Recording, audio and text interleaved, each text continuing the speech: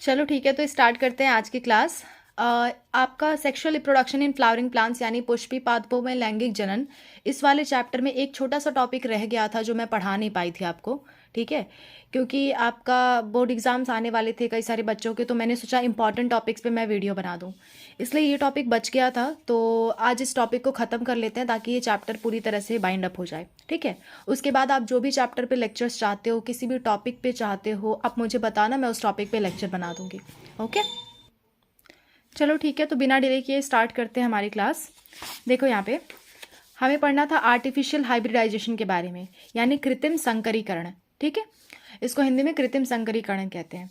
यानी कृत्रिम मतलब हम कराएंगे उसे। ठीक है, वो खुद से नहीं हो रहा होगा, हम उसे कराएंगे। देखो हम करते क्या है कि दो अच्छी क्वालिटी के पौधे लेंगे। ठीक है, मान लो किसी का तना अच्छा है, यानी कि किसी का स्टेम बहुत अच्छा है, बहुत मजबूत है, और किसी का फ्लावर बहुत अच्छा है, तो हम चाहते हैं हमारा जो अच्छा वाला फ्लावर है उसका तना क्या हो जाए, मजबूत हो जाए। तो हम कोशिश करेंगे कि इन दोनों का हाइब्रिडाइजेशन कराएं। तो चांसेस ऐसे हो सकते हैं कि हमारा जो नया पौधा बने वो क्या हो, उसका फ्लावर भी अच्छा हो और उसका तना यानी कि स्टेम भी बहुत अच्छा हो। ठीक है, तो ऐसी सारी ख्वाहिश रखते हुए हम लोग क्या कराते हैं, आर्टिफिशियल हाइब्रिडाइजेशन कराते हैं। दो लक्षणों को मिलाना चाहते हैं। ठीक है, तो उत्तम लक्षण वाले पराग कणों को, ठीक है, सबसे अच्छी क्वालिटी के जो पराग कण होंगे उसको हम लेंगे। ठीक है, और वर्तिकाग्र पर गिरा देंगे, अच्छी क्वालिटी के वर्तिकाग्र पर गिरा देंगे, ताकि अच्छी क्वालिटी के पौधे या कोई फूल बना रहे हो आप, कोई धान गेहूं की खेती कर रहे हो, अच्छी क्वालिटी का चाहते हो आप, तो अच्छी क्वालिटी के परागकण लोगे और अच्छी क्वालिटी के फूल के आप वर्तिकाग्र लोगे, और उन दोनों को जब मिलाया जाता है तो उसी को हम कहते हैं कृत्रिम संकरीकरण। ठीक है, उसे हम खुद कराते हैं, प्लांट खुद नहीं करता, हम करवाते हैं, तो इसीलिए आर्टिफिशियल वर्ड का इस्तेमाल किया गया है। इंग्लिश पे आप देख सकते हो, transfer of desired pollen grain on stigma to pollinate and fertilise, it is called artificial hybridisation.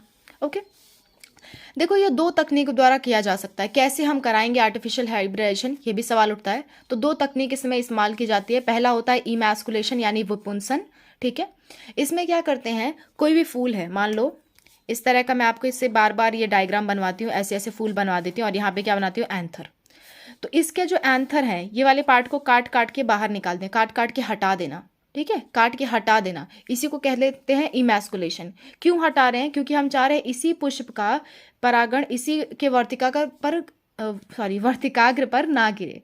ठीक है, इसी का परागण इसी पुष्प के वर्तिकाग्र पर ना गिरे, यानी कि यहाँ से पॉलन ग्रेन इस स्टिग्मा पर ना गिरे, इसलिए हम क्या करते हैं, इसको काट करके हटा देते हैं। जब तक फूल अभी पूरी तरह से मैच्योर नहीं हुआ है उससे पहले ही हम काट करके हटा देते हैं। ठीक है, इसी प्रक्रिया को कहते हैं विपुंसन। पराग स्फुटन से पहले ही पराग कोश का निष्कासन यानी निकाल देना उसको। नेक्स्ट है आपका बैगिंग। बैगिंग की अगर मैं बात करूं, बैगी को बोरा वस्त्रावरण भी कहते हैं। क्यों कहते हैं, सुनो। अब ये काट के हटा दिए तो इसको क्या करेंगे, हम स्टिग्मा को अच्छी तरह से किसी पेपर से कवर कर दे। बटर पेपर होता है एक, बटर पेपर आप जानते होंगे, आप स्क्रीन पे देखो, एक कप केक आपको दिखाई दे रहा है ना, इसके नीचे जो पेपर लगा होता है वो बटर पेपर होता है। और बटर पेपर का इस्तेमाल कई जगह किया जाता है। मैंने एक आपको एग्जाम्पल से समझा दिया बटर पेपर क्या है, ये सबसे कॉमन तरह से आप समझ सकते हो, है ना। तो देखो हम क्या करते हैं, बटर पेपर से इस वर्तिकाग्र को ढक देते हैं ताकि बाहर से कहीं भी परागकण ना आ पाए।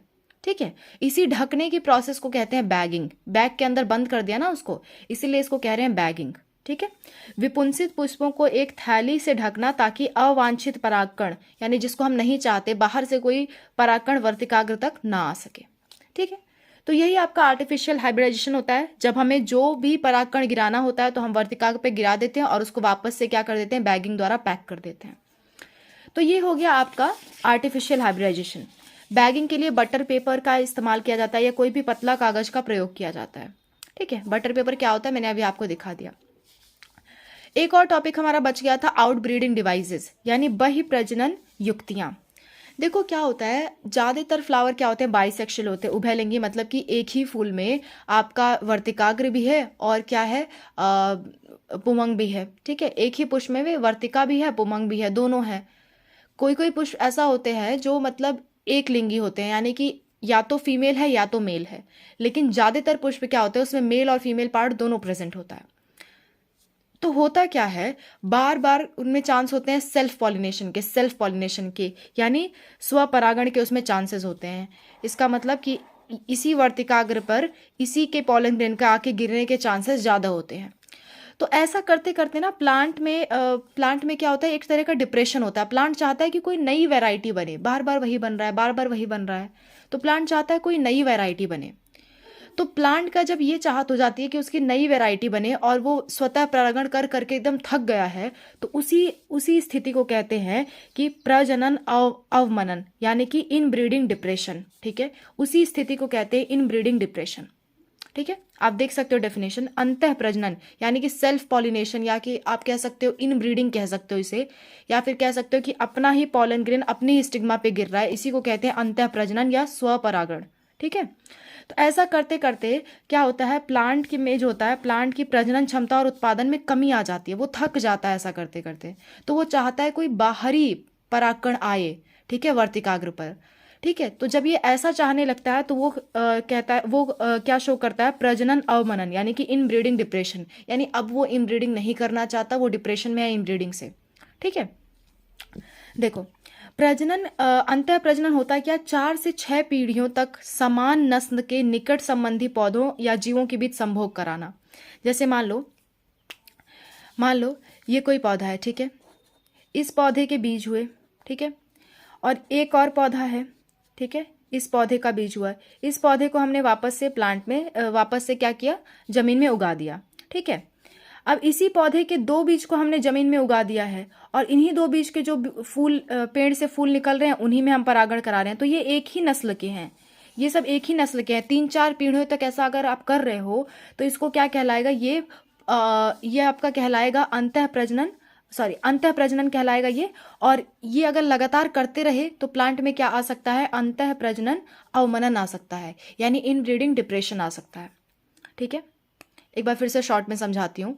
4 से 6 पीढ़ी तक, ठीक है, अगर कोई भी हम बदलाव नहीं ला रहे हैं, सेम टू सेम प्लांट के बीज बार बार यूज़ करते जा रहे हैं, बार बार यूज़ करते जा रहे हैं 4 से 6 पीढ़ी तक, तो पौधों में क्या हो जाता है, पौधों में अंतः प्रजनन अवमनन आ जाता है। यानी अब वो ऐसा फिर से नहीं करना चाहते, वो चाहते हैं कोई बाहर से दूसरा परागकण आए मेरे पास, अपने ही से ही बार बार बोर हो जाते हैं। ठीक है, तो ये स्थिति क्या कहलाती है, अंतः प्रजनन अवमनन। अब प्लांट क्या करता है, प्लांट सोचता है ऐसे कौन से तरीके मैं अपनाऊं जिससे अंतः प्रजनन ना हो। ठीक है, उन्हीं तरीकों को हम कहते हैं बहिप्रजनन युक्तियां। उन्हीं तरीकों को कि अंतः प्रजनन से होने से जो युक्तियां रोकें उसी को कहते हैं बहिप्रजनन युक्तियां, यानी कि आउटब्रीडिंग डिवाइसेस। तो कौन सी चीजें रोकती हैं, आप इसका डेफिनेशन देखते हो, वह युक्तियां जिसका उपयोग करके पौधे स्वपरागण से बचते हैं या बचने के लिए जिसका उपयोग करते हैं उसी को हम कहते हैं बहिप्रजनन युक्तियां या आउटब्रीडिंग डिवाइसेस। ठीक है, कैसे करेंगे, 4 मेथड आपके एनसीईआरटी में दे रखा है। पहला मेथड तो ये करेंगे कि वो एक लिंगी पुष्प बनाने लगे, ऐसा पुष्प बनाए जिसपे या तो सिर्फ मेल के पार्ट जनरेट हो या तो सिर्फ फीमेल का हो, दोनों हो ही ना, तो कभी भी अंतः प्रजनन होगा ही नहीं। ठीक है, पहला तरीका तो ये हो गया। दूसरे तरीके की अगर मैं बात करूं, दूसरा तरीका जो आपका ये दिख रहा है, परागकोश और वर्तिकाग्र अलग अलग स्थानों पे व्यवस्थित होता। जैसे कि मान लो एक फूल उसने यहाँ बनाया और यहाँ सिर्फ क्या बना दिया, वर्तिकाग्र बना दिया, और बहुत दूर कोई बनाया और वहाँ क्या बना दिया, आपका परागकोश बना दिया, दूर दूर बना दिया। ठीक है, तो ये भी एक तरीका हो सकता है। फिर क्या क्या कह रहा है कि अनसिंक्रोनाइज यानी कि समकालिक ना होना। क्या समकालिक ना होना, पराग कोश जो होता है वो स्फुटित होता है, यानी कि फट जाता है और उससे क्या निकलते हैं, परागकण निकलते हैं। और ये वर्तिकाग्र उसकी इतनी क्षमता होनी चाहिए कि परागकण को ले सके, वह उस लायक होना चाहिए। तो जब तक ये उस लायक हो रही है तब तक ये फूट करके पहले ही निकल के खराब हो चुके हैं, या फिर ये पहले ही फूट के निकल गए और ये अभी उस लायक हुई ही नहीं है, यानी कि उसमें क्या हो गया, असामंजस्य हो गया। यानी कि जब ये तैयार है तो ये तैयार नहीं, ये तैयार है तो ये तैयार नहीं।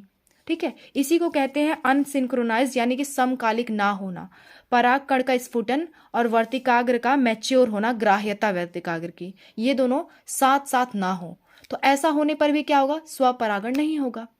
ठीक है, तीसरी बात, अगर ये इस पे आ भी जाए तो इसके अंदर इतनी क्षमता हो वर्तिकाग्र के अंदर कि ये कह दे नहीं, मैं तुम्हें जर्मिनेट नहीं होने दूंगी। ठीक है, तो ये क्या हो जाएगा, आपका सेल्फ इनकम्पैटिबिलिटी, यानी कि स्व असामंजस्य, यानी कि इस प्रक्रिया में पौधे अपने ही पुष्प के परागकण को स्त्री केसर पे पराग नलिका बनाने नहीं देते। ठीक है, अपनी ही स्त्री केसर पे आने नहीं देते।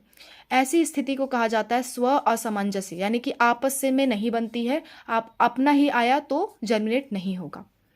ठीक है, तो ये 2 पॉइंट आपके बच गए थे, मैंने सोचा आज मैं इसे भी कंप्लीट कर देती हूँ। अब आपको जिस भी टॉपिक पे वीडियो चाहिए आप मुझे ज़रूर बताना कमेंट में, ताकि मैं कल से वो वीडियो आपके लिए ला सकूँ। ओके, आप अपनी क्लास भी मेंशन किया करो, जो भी आपको वीडियो चाहिए उसमें आप बताया करो आपकी कौन सी क्लास का चाहिए, कौन सा चैप्टर चाहिए, और हिंदी में चाहिए या इंग्लिश में चाहिए, ये तीनों बातें आप बताया करो। ठीक है, तो आज के लिए बस इतना है, मिलते हैं नेक्स्ट क्लास में।